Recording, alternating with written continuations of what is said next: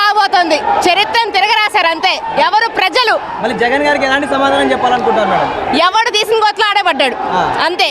ఇంకా అసలు మాటలు లేవు, మాట్లాడుకోలేవు. చూసుకుందాం అంతే. రేపు అసెంబ్లీలో ప్రతిపక్ష హోదా కూడా దక్కని అపోజిషన్ పార్టీ లేని రాష్ట్రంగా మన రాష్ట్రం చరిత్ర సృష్టించింది. సో ఇలాంటి వాళ్ళు వస్తున్నారు రేపు అసెంబ్లీలోకి, కాసుకోమనండి. చెప్పండి సార్, టీడీపీ గెలుస్తుంది, ముందంజలో ఉంది అని అంటున్నారు. వైసీపీ మాత్రం ఎంతో ఇంకా ఇప్పటి వరకు కూడా ఒక్క సీటు కూడా తెలియని పరిస్థితిలో ఉంది. దాని మీద మీ అభిప్రాయం ఏంటి? ఒక్క సీటు అనే సంగతి పక్కన పెట్టండి, కానీ రాష్ట్రంలో ప్రతి ఒక్కరు కూడా ముందు జగన్మోహన్ రెడ్డిని నిమిషాల కాలంలో కింద దించేయాలి.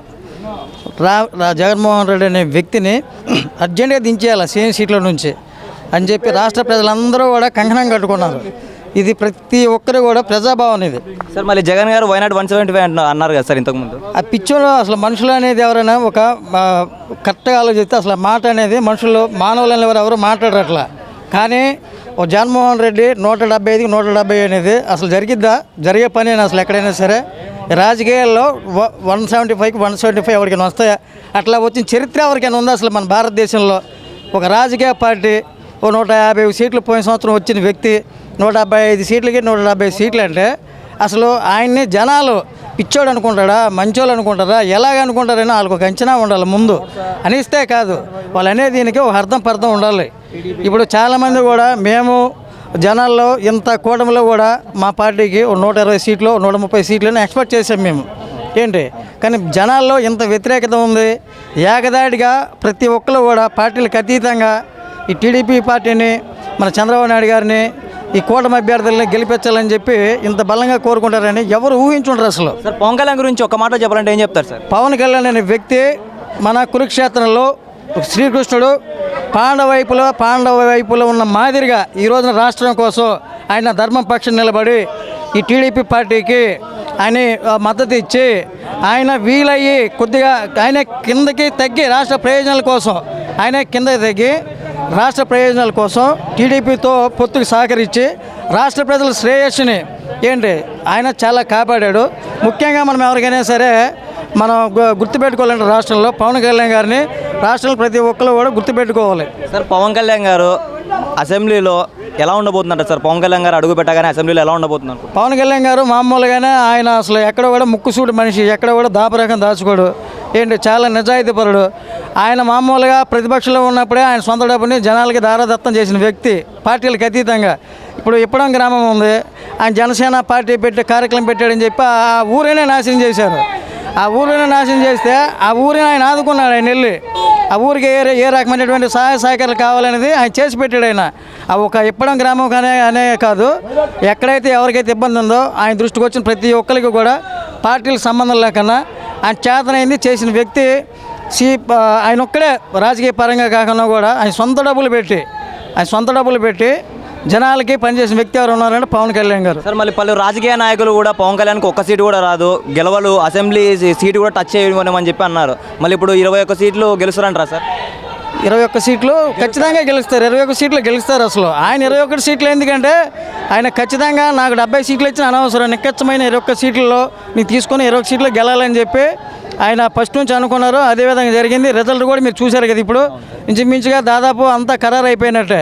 20 సీట్లు కూడా ఆయన కొడుతున్నాడు. ఆయన మళ్ళీ జగన్ గారికి ఎలాంటి మాట చెప్పాలనుకుంటున్నారు సార్? ఒక మాటలో చెప్పాలంటే జగన్ గారికి ఇప్పుడు ఆయనకున్నటువంటి అంచనా కానీ ఏదైనా కానీ ఎప్పుడైనా సరే ప్రతిపక్షంలో ఉన్నప్పుడు రోడ్డు మీదకి వచ్చి మాట్లాడాడు. కానీ ఓ సీఎం హోదాలో గ్రౌండ్ లెవెల్లో ఆయన జనాల్లోకి వచ్చి చేసిందేమీ లేదు. జనాల రియాలిటీ చూడలేదు. ఆయనకున్న ఒక 4-5 10 మందిలో ఏదో కూర్చొని మాట్లాడుకొని చెప్పి అలా చేసుకుని అలా తెచ్చుకున్నారు లాస్ట్కి. అది మళ్ళీ ప్రజల్లో ఎలాంటి స్పందన ఉంటుంది అంటారు సార్? ఈ పార్టీ అనేది ఉండదన్న, ఈ పార్టీ అనేది కనుమరుగైపోద్ది. ఈ పార్టీ అనేది ఆయనకున్న పార్టీల్లో కొందరు జనసేనకు వచ్చేస్తారు, కొందరు టీడీపీకి వచ్చేస్తారు, కొందరు కాంగ్రెస్లోకి వెళ్ళిపోతారు. ఈ పార్టీ తిరిగి లాస్ట్కి కాంగ్రెస్కి విలీనం చేస్తాడు అనుకుంటున్నాం మేము. మళ్ళీ పవన్ కళ్యాణ్ గారి గురించి ఓవరాల్గా చెప్పాలంటే ఏమనుకుంటున్నారు? సింపుల్గా పవన్ కళ్యాణ్ అనే వ్యక్తి ఈరోజు ఈ రాష్ట్రానికి ఒక దేవుడు లాంటి ఆయన, ఒక దేవుడిలాగా ఈ రాష్ట్రాన్ని కాపాడిన వ్యక్తి. ఖచ్చితంగా చెప్పాలంటే ఆయన దేవుడి పాత్ర. ఈ రోజున ఆయన ప్రతి ఒక్క ఊర్లో కూడా ఆయన పాదాలను కడిగి ఆ పాదాలు ఆ నీళ్లు మన తల మీద చల్లుకున్న పుణ్యం అది పవన్ కళ్యాణ్ గారిది. అటువంటి పరిస్థితి. ఆయనకి ఎన్ని విగ్రహాలు కట్టినా తప్పులేదు. పవన్ కళ్యాణ్ అంత ముఖ్య పాత్ర పోషించాడు ఆయన. పవన్ కళ్యాణ్ గారు గెలుపుపైన మీ అభిప్రాయం ఏంటి సార్? ఆయన ఒక నెంబర్ 1 వ్యక్తి, మంచి వ్యక్తి. ఆయన సొంత డబ్బులు తీసుకొచ్చి జనాలకి పంచిపెట్టి ఆయన ఆపద ఉందనుకుంటే ఆపదలో నేనున్నానని చెప్పేసి ఆయన ముందుకొచ్చి ఆయన జోబిలో డబ్బులు తీసిన నాయకుడు ఇంతవరకు నేను ఎక్కడా చూడలేదు. కనుక ఆయన పిఠాపురంలో అందుకోసమనే 70,000 మెజార్టీతో ఈరోజు గెలిచి చూపించారు ఆయన. అది పవన్ కళ్యాణ్ శక్తి, ఆయన ఉన్న గొప్పతనం. మళ్ళీ పిఠాపురంలో పవన్ కళ్యాణ్ గారు గెలవలేరు, ఎంతోమంది సినీ నటుల్ని డబ్బులు ఇచ్చి భయపెట్టి తీసుకొచ్చారని చెప్పేసి కూడా ప్రతిపక్షాలు ఆరోపించాయి కదా సార్. ఆయనకి డబ్బులు ఇచ్చి తెచ్చుకోవాల్సినంత అవసరం లేదండి. పవన్ కళ్యాణ్ అనే ఒక వ్యక్తి చాలా మంచి వ్యక్తి, అలాంటి కేర్ఫుల్ వ్యక్తి అనేది ఇంతవరకు లేదు. ఆయన డబ్బులు పెట్టుకొని తెచ్చుకోవాల్సిన అంత అవసరం లేదు. ఆయన కోసం కావాలంటే ప్రాణాలు విడిచిపెట్టే వ్యక్తులు ఉన్నారు, అభిమానులు ఉన్నారు, ఫ్యాన్స్ ఉన్నారు తప్ప కానీ ఆయన డబ్బులు వచ్చి తెచ్చుకోవాలి అని అంత అవసరం లేదు. వైసీపీ వాళ్ళు ఏదో మాట్లాడతారండి, ఓడిపోయే వాళ్ళు ఎన్నో రకాలుగా మాట్లాడతారు, అన్నీ మనం పట్టించుకోవాల్సిన అవసరం లేదండి. ఇది పవన్ కళ్యాణ్ గెలిచే వ్యక్తి. మళ్ళీ ఇప్పుడు చంద్రబాబు గారు కూడా ప్రమాణ స్వీకారం అమరావతిలో చేస్తామంటారు, దాని గురించి మీరేమంటారు సార్? చంద్రబాబు నాయుడు గారు కంపల్సరీగా మనం ఇప్పుడు 164 సీట్లు వచ్చినాయి కనుక ఇంకా ఉన్నాయి, ఇంకా ఎన్ని వస్తాయి అనేది ఇంకా తెలియదు. పవన్ కళ్యాణ్ చంద్రబాబు నాయుడు గారు అనేది ఒక ముహూర్తం తీసుకుంటారు, పంతులు గారు అనే దగ్గరికి వెళ్ళి ముహూర్తం తీసుకొని అవన్నీ చూసుకొని ఎప్పుడు గడియలు బాగుంటాయో దాని ప్రకారం ఎక్కడ చేయాలనేది చంద్రబాబు నాయుడు గారు నిర్ణయిస్తారు. మనకి ఈసారి మళ్ళీ ఇప్పుడు రాజధాని తీసుకొస్తారంట సార్ చంద్రబాబు గారు? కంపల్సరీగా రాజధాని తీసుకొస్తారండి, అమరావతి రాజధాని. మోడీ గారు కూడా మొన్న వచ్చి ఏం చెప్పారు, అమరావతి రాజధాని, అమరావతి మళ్ళీ రీఎంట్రీ అవుద్ది, మన అమరావతి మన రాజధాని అమరావతి. పిచ్చోళ్ళు ఎన్నో మాట్లాడుతుంటారు కానీ అమరావతి రాజధాని సీఎం చంద్రబాబు నాయుడు గారు మనకి ఎన్నోముఖంగా కాపాడిన మన పవన్ కళ్యాణ్ గారు, ఇది అమరావతి రాజధాని. గారి గురించి మీరు ఏం చెప్తారు? పిఠాపురం పవన్ కళ్యాణ్ ఈజ్ ఎ లెజెండ్గా గెలిచాడు ఈసారి. ఎందుకనంటే ఆయన కష్టార్జితం, కష్టపడ్డాడు పార్టీ కోసం చాలా ప్రయత్నించాడు. ఆ జగన్నాథుడికి ఎలా తొక్కాడో అలాగే ఎదిగాడు పవన్ కళ్యాణ్. బోండమ్మ గారు ఉన్నంత వరకు పార్టీకి ఏ దిగులు లేదు. అది 10 సంవత్సరాలు కష్టపడి పవన్ కళ్యాణ్ గారు గెలిచారు ఇప్పుడు ఎమ్మెల్యేగా. ఎలా ఉంది మీకు? ఎలా ఉందంటే అన్న చాలా హ్యాపీగా ఉందన్న. చాలా కష్టపడ్డాడు 10 సంవత్సరాలు అంటే మాటలా. జగన్ రెడ్డి కూడా అన్ని చేయలే, అన్ని కష్టాలు పడలా. పవన్ కళ్యాణ్ అన్ని పడినట్టు కష్టాలు. బోండమ్మ గారు ఎన్ని కష్టపడ్డాలు రైతులకి కష్టార్జితం లేకుండా చేశాడన్న పవన్ కళ్యాణ్ గెలిచాడంటే మాకు ఇంకా సంతోషంగా ఉంది. పిఠాపురం పవన్ కళ్యాణ్ గురించి జగన్ గారు వ్యక్తిగత విమర్శలు చేశారు గతంలో, ఎలా చూడవచ్చు అంటారు? ఇప్పుడు చేయమన్నా, ఇప్పుడు దమ్ముంటే ఇప్పుడు చేయమను. అసెంబ్లీకి రమ్మను. 13 సీట్లలో ప్రతిపక్షమే లేదు. ప్రతిపక్షం 21 సీట్లు, పవన్ కళ్యాణ్ ప్రతిపక్షం. అవతలోడికి ఎవరికి ఇవ్వాల చంద్రబాబు. అది చంద్రబాబు స్టామినా, చంద్రబాబు నైజాం. పవన్ కళ్యాణ్ గారు పార్టీ పెట్టినప్పటి నుంచి ఫస్ట్ టైం అసెంబ్లీలో అడుగు పెట్టబోతున్నారు, ఎలా ఉండబోతుంది అనుకుంటున్నారు అసెంబ్లీలో? దద్దరిల్లిపోయింది.